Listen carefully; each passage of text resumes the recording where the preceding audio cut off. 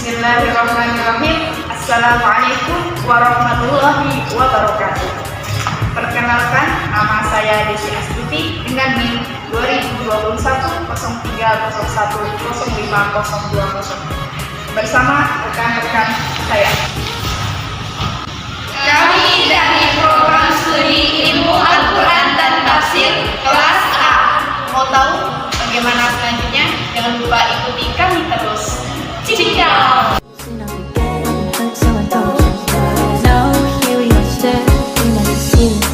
Said those words before, but it was now.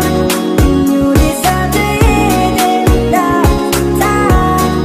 Falling is saying, why is it so hard to say?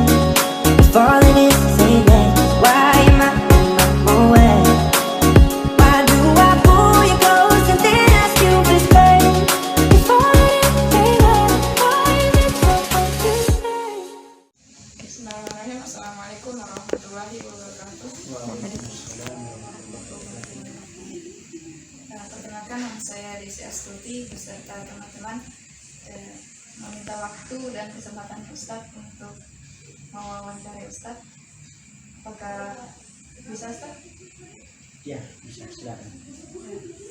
Jadi kami mendapat tugas untuk ujian akhir semester, tepatnya mata kuliah bahasa Indonesia, untuk mewawancarai tokoh masyarakat, tokoh agama maupun tokoh pendidikan.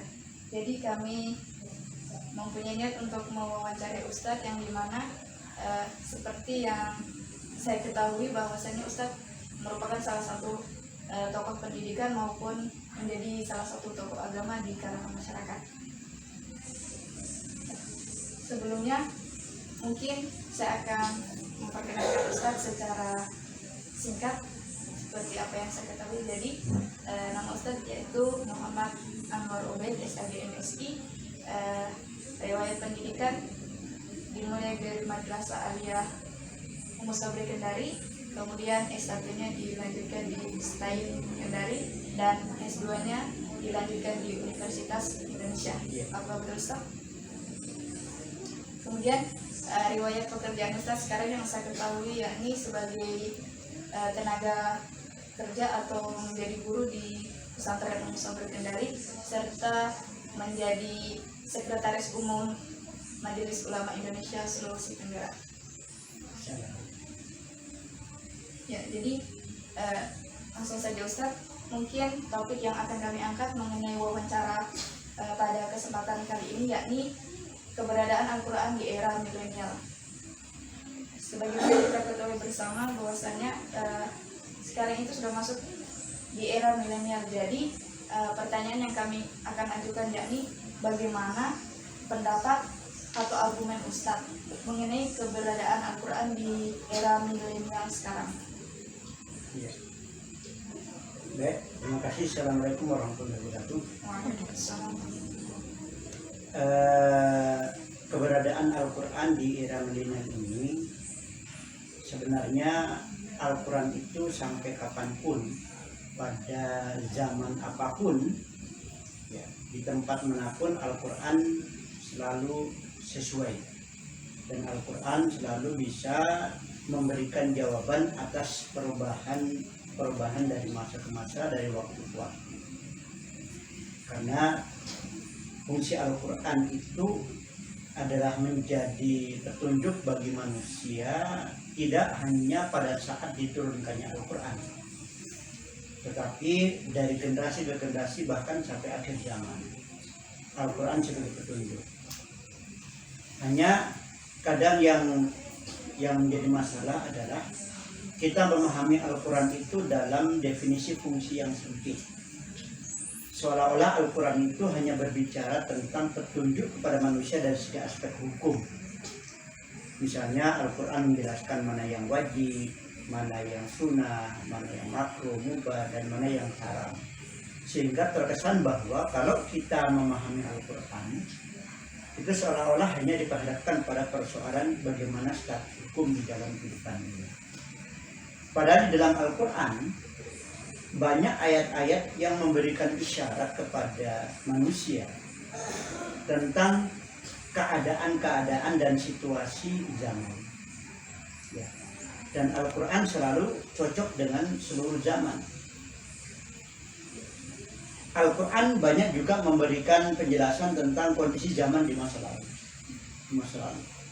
Tetapi Al-Quran juga memberikan penjelasan tentang kehidupan kita di hari ini. Bahkan Al-Quran juga memberikan isyarat tentang hal-hal yang belum manusia lalui dan manusia temukan.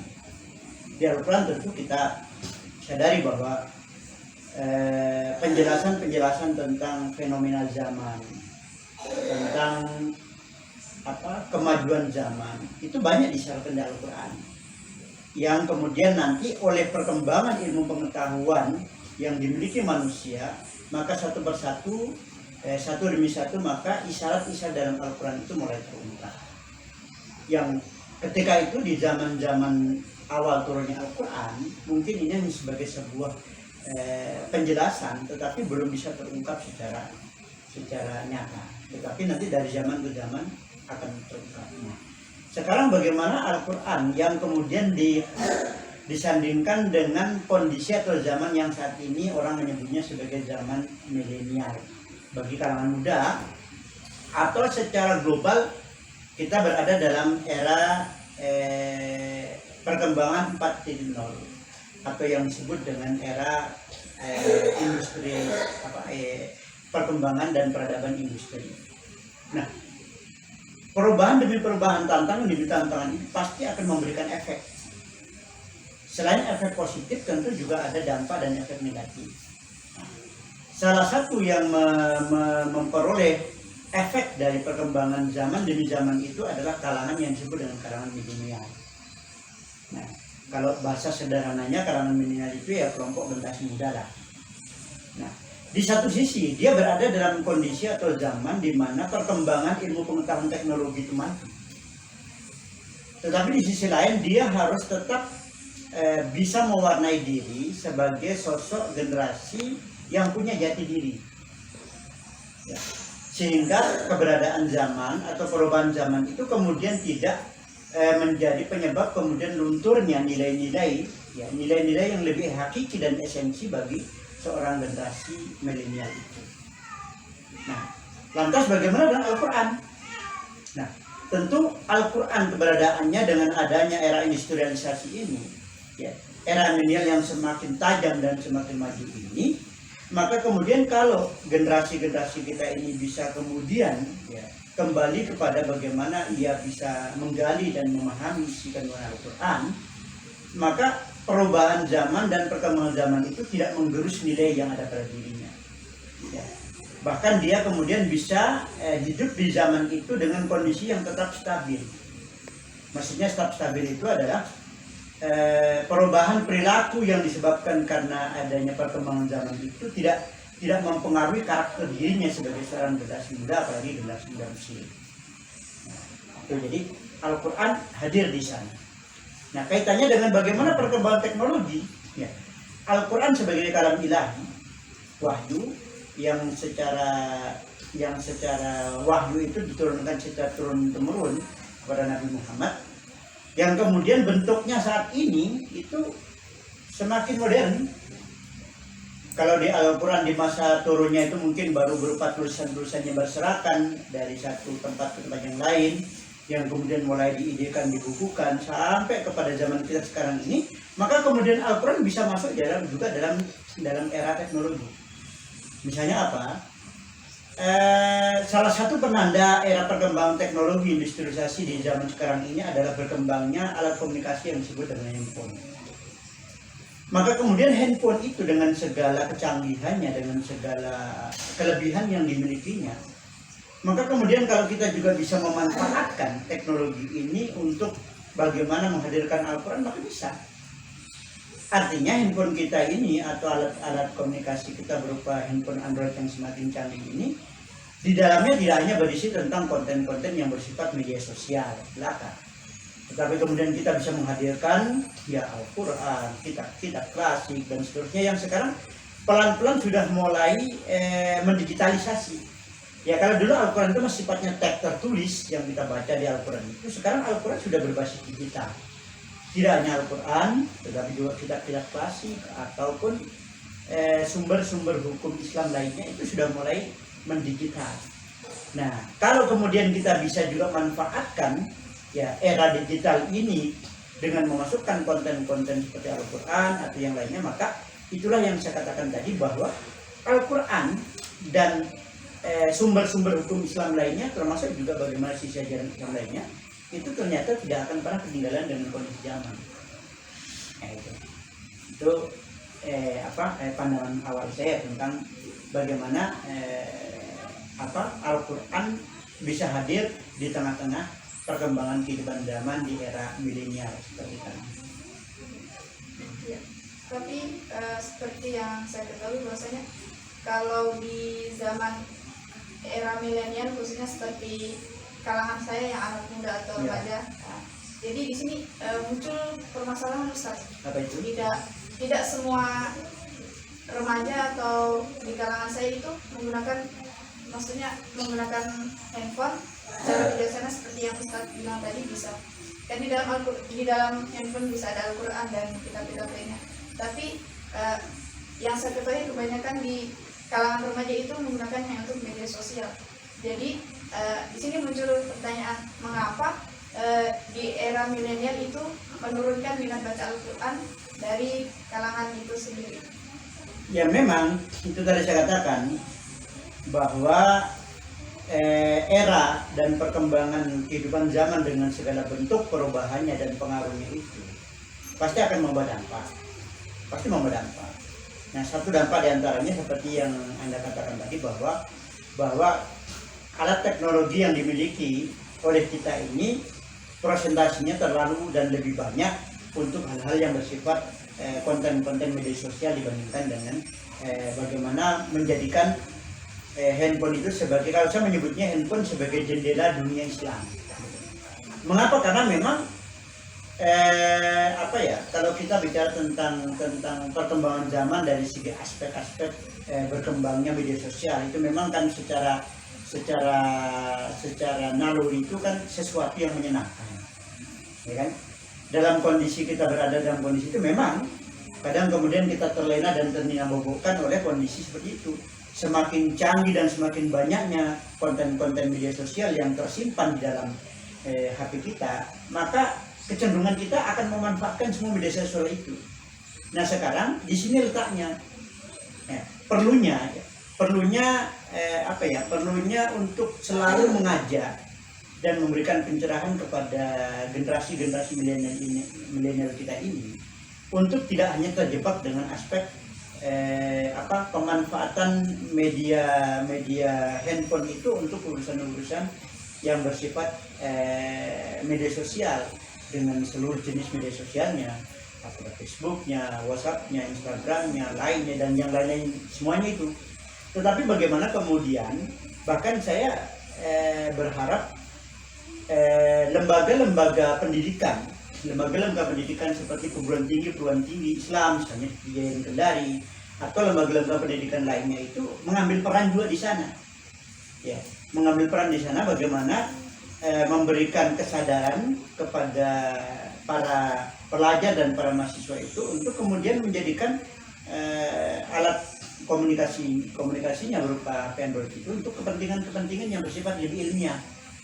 Karena itu boleh dan lebih bagus lagi kalau umpamanya penugasan di perkuliahan itu kemudian berbasis Android. Itu artinya dengan cara itu maka kemudian kita sedang mengalihkan pemanfaatan alat-alat teknologi semacam HP Android itu dari yang tadinya full hanya untuk urusan-urusan media sosial kemudian dialihkan menjadi urusan untuk peningkatan akademik, ya kan? Makanya saya menyebutnya bahwa handphone ini sebenarnya adalah jendela dunia, karena apapun yang kita cari, ya, dari apa yang kita inginkan di dunia ini relatif semua ada jawabannya di handphone kita, kan gitu.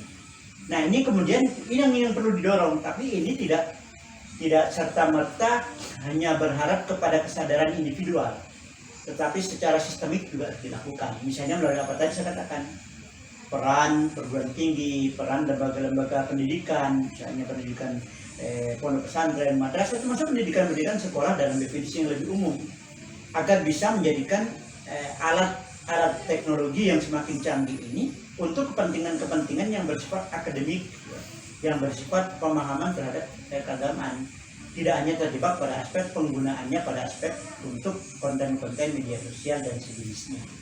Nah, jadi di sini ada dua argumentasi penting di sini. Yang pertama, membangun kesadarannya generasi milenial ini untuk bisa memanfaatkan memanfaatkan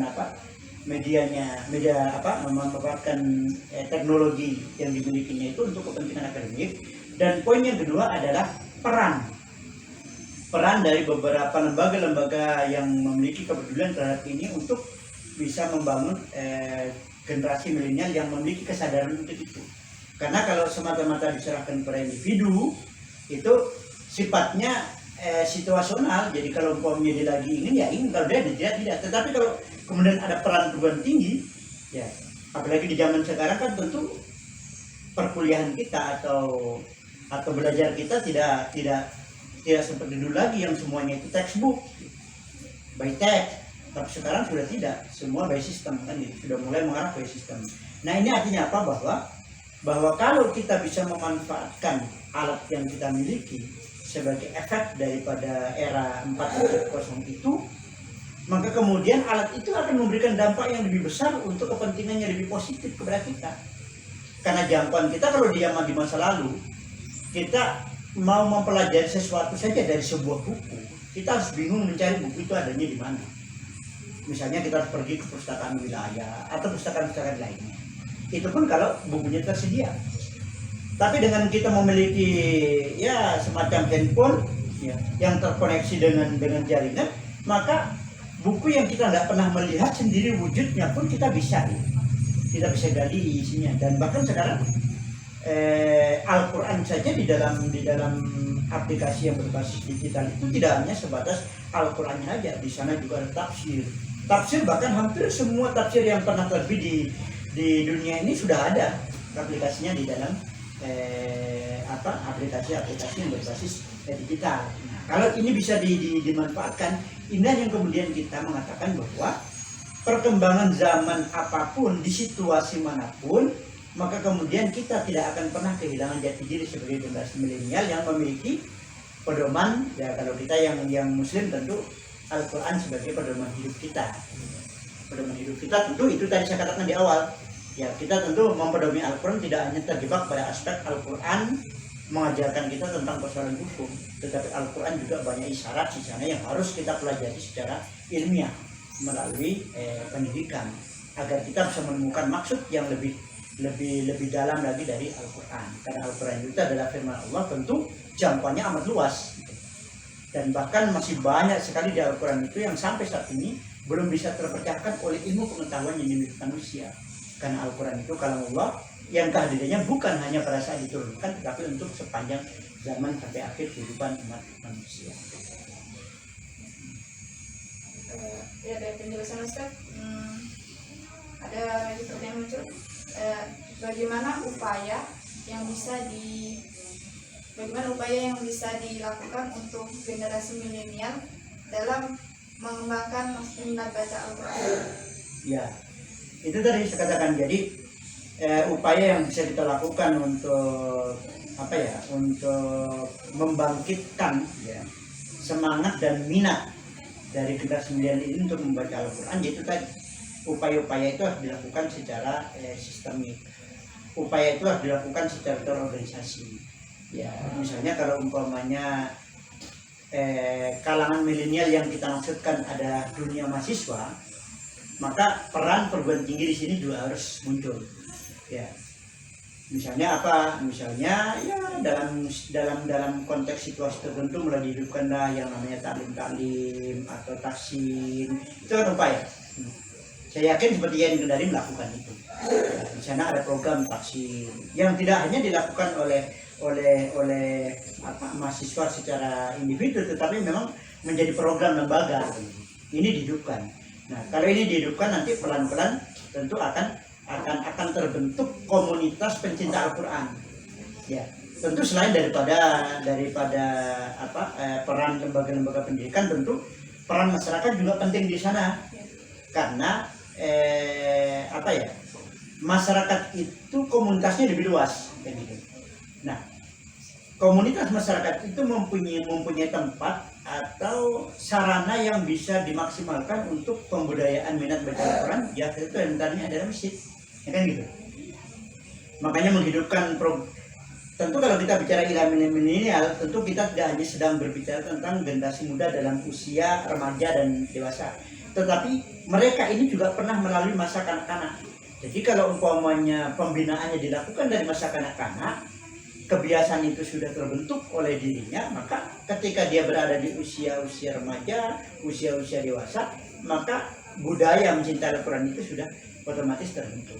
Karena itu perlu didorong juga di lembaga-lembaga masyarakat ataupun menjadikan masjid itu sebagai sentral untuk pembinaan minat baca, tentu bukan hanya sekedar baca tulis Al-Quran. Maka kemudian inilah yang nanti akan menjadi wadah yang secara luas bisa membentuk karakter generasi milenial kita ini untuk lebih bisa mencintai Al-Quran. Jadi memang nggak pernah berhenti, baik secara kesadaran secara individu. Yang lebih-lebih di sini adalah yang itu tadi, yang peran-peran stakeholder yang memiliki kewajiban dan peran yang lebih besar untuk bagaimana membentuk generasi yang cinta dengan Al-Quran.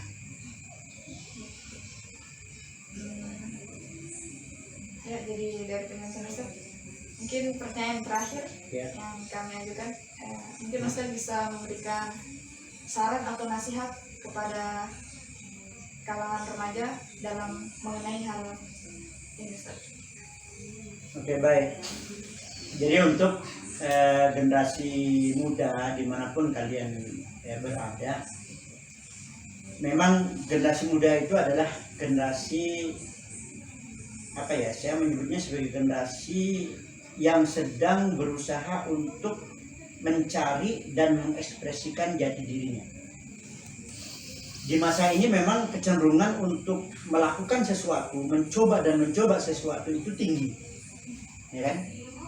Kalau kanak-kanak itu kecenderungannya dia hanya bagaimana dia hidup senang, bermain atau apa dan seterusnya. Tapi kalau sudah mulai anjak remaja, kecenderungan untuk mencari tahu tentang sesuatu itu tinggi, dan kemudian berusaha untuk mengekspresikan diri dengan apa yang ditahu itu juga tinggi. Nah, karena generasi ini adalah generasi yang memang generasi yang aktif dalam hal melakukan sesuatu, maka kemudian yang dilakukan ini atau yang sedang dicari ini harus ada keseimbangan. Keseimbangannya saya maksudkan, tentu kita tidak hanya sedang mencari sesuatu yang kita anggap sebagai sebuah kesenangan dalam aspek pemenuhan keinginan-keinginan yang bersifat duniawi semata. Tetapi di sana juga kita harus mencari tahu, kita juga sedang mencari sesuatu yang itu ternyata adalah menjadi bekal di masa tua yang lebih esensi ketimbang sekedar yang kita pahami dalam definisi kesenangan belaka. Perlu disadari memang bahwa generasi muda ini adalah objek terbesarnya perkembangan ilmu pengetahuan dan teknologi dengan seluruh kemajuan yang dimilikinya. Objek terbesarnya adalah di wilayah kelompok-kelompok generasi muda. Kalau kelompok generasi tua itu sudah tidak terlalu banyak. Ibaratnya saya menyebut generasi tua itu adalah generasi yang lebih banyak pasrahnya, ya kan? Tapi generasi muda ini adalah betul-betul, makanya pengguna segala bentuk alat kemajuan teknologi itu terbesar ada di kalangan pemuda, ya kan? Karena itu dia menjadi objek yang terbesar. Nah, karena kita menjadi objek yang terbesar, bagaimana kita tidak terjebak dengan hanya memperturutkan keinginan kita untuk bagaimana mengikuti alur dan mengikuti tuntutan kemajuan perkembangan zaman dengan seluruh penanda kemajuan zaman itu. Tetapi kita juga harus memiliki filter kita harus memiliki juga pegangan, ya kita juga harus memiliki pedoman yang bisa kita jadikan sebagai benteng kita untuk bagaimana menyikapi perkembangan zaman ini. Nah, yang saya maksudkan itu adalah Al-Quran. Ya. Jadi kita bisa menjadikan Al-Quran sebagai benteng. Misalnya, kemajuan zaman begini, tuntutan perilaku dan kemudian perubahan perilaku manusia begini.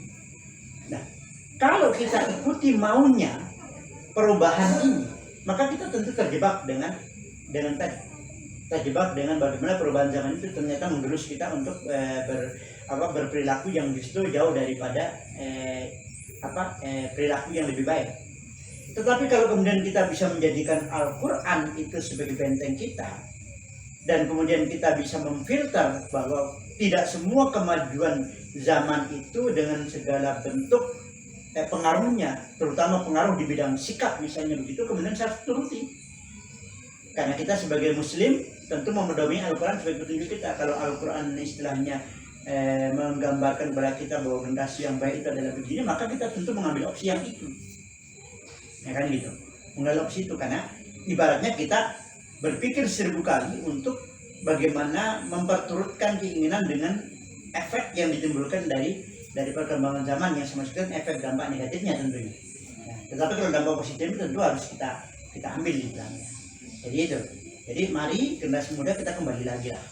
Kita kembali lagi dengan Al-Quran sebagai pedoman kita. Tapi ini bukan berarti bahwa menafikan diri bahwa kita kemudian dilarang untuk untuk terjun di dunia kemajuan ilmu pengetahuan dan teknologi. Tidak. Ya tidak. Al-Quran memang tidak pernah juga melarang begitu. Jadi kemajuan ilmu pengetahuan dan teknologi kita ada di dalamnya, tetapi pada saat bersamaan kita memiliki filter, kita memiliki fondasi, kita memiliki pedoman yang bisa mengarahkan diri kita untuk tidak terjebak memperturutkan dampak negatif yang ditimbulkan dari pengaruhnya. Tetapi justru bagaimana kita bisa menghadirkan Al-Quran itu untuk menembus batas-batas kemajuan ilmu pengetahuan dan teknologi itu dari segi aspek positifnya. Jadi semakin utuh, itu yang disebut dengan insan kamil. Ya, insan yang sempurna itu adalah insan yang tidak pernah ketinggalan dengan kemajuan ilmu pengetahuan dan teknologi, tetapi pada saat bersamaan dia tetap bisa berada dalam posisi sebagai orang yang memiliki jati diri, yang memiliki pedoman, dan kemudian dia tidak terjebak dengan pengaruh-pengaruh dampak negatif yang ditimbulkan dari kemajuan teknologi. Tetapi justru sebaliknya kita malah memberikan warna bahwa kemajuan teknologi itu ternyata itu bisa juga diambil nilai manfaat positifnya untuk kehidupan kita. Jadi di sini dapat diambil kesimpulan bahwasanya kita harus bisa menyeimbangkan antara keberadaan Al-Quran di era milenial dengan perkembangan teknologi di kalangan remaja itu. Ya, bahasa sederhananya begini. Kita tidak pernah istilahnya ketinggalan dengan perkembangan ilmu pengetahuan dan teknologi, tetapi kita juga tidak pernah kehilangan jati diri kita karena kita memiliki pedoman Al-Quran. Artinya bahasa paling sederhana lagi, sesibuk apapun kita memikirkan dan terjebak dengan perkembangan ilmu pengetahuan dan teknologi, tetapi kita masih tetap punya waktu untuk bagaimana mendalami, mencintai dan mengamalkan Al-Quran. Jadi itu kesimbangannya itu kalau kita hubungkan dengan Al-Quran, kan gitu. Itu paling sederhana bahasanya. Karena itu sarannya jangan kita hanya menjadi sejenisnya, tapi kemudian kita bisa menjadikan alat teknologi kita misalnya seperti handphone itu justru sebagai sarana kita untuk bisa lebih mendalami tentang Al-Quran dengan seluruh ilmu-ilmu yang terkandung di dalamnya. Berarti kemajuan teknologi itu kita tidak pernah menutup mata, tetapi justru kita malah bisa menjadikan perkembangan teknologi atau kemajuan teknologi itu menjadi sarana bagi kita untuk lebih memacu lagi dan lebih mendalami lagi tentang Al-Quran sebagai pedoman hidup kita bagi seorang muslim. Mungkin itu saja yang dapat kami tanyakan kepada Ustaz. Iya. Sebelumnya kami ucapkan banyak terima kasih yang telah Bismillah. meluangkan waktu istirahatnya untuk kami wawancarai. Ya. Syukran Ustaz. Sekian dan terima kasih. Allahul muwaffiq ila aqwamit thoriq. Assalamualaikum warahmatullahi wabarakatuh. Waalaikumsalam warahmatullahi wabarakatuh.